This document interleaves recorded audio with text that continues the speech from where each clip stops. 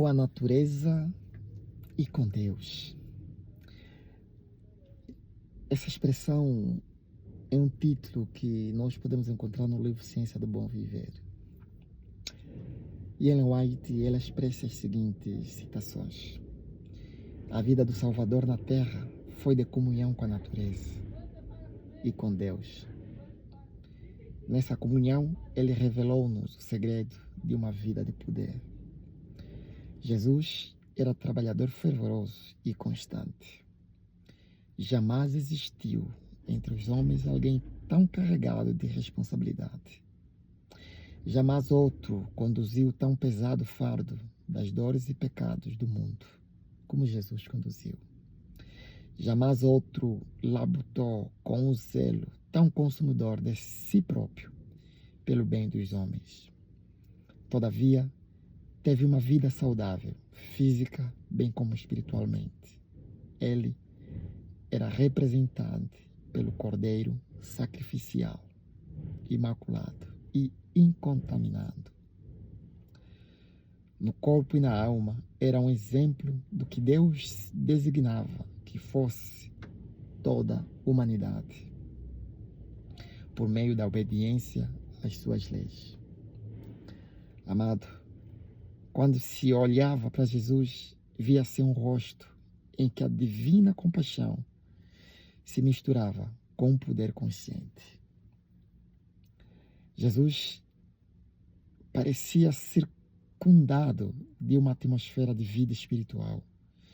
Suas maneiras eram suaves e despretensiosas, mas ele impressionava as pessoas com um senso de poder que, embora oculto, não podia ser inteiramente dissimulado. Oh, glória!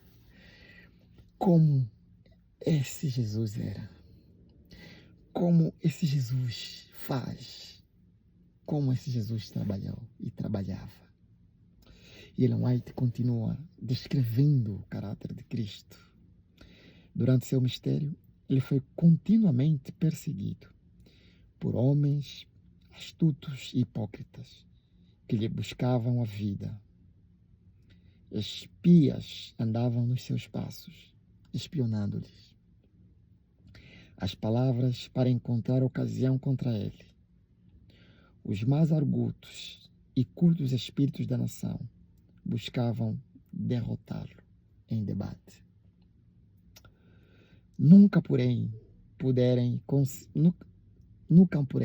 puderam conseguir qualquer vantagem.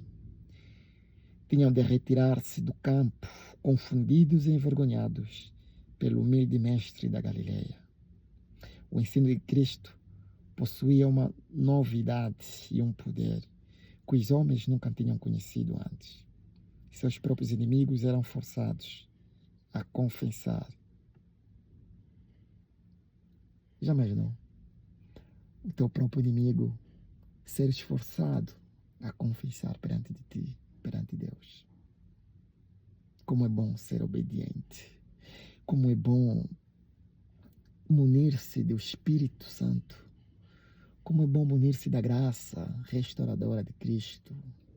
Como é bom saber e ter a certeza absoluta que tu és filho de Deus. Essa era a certeza de Cristo Jesus na época. Nunca um homem algum falou assim como este homem. Essa expressão nós podemos encontrar no livro de Jó.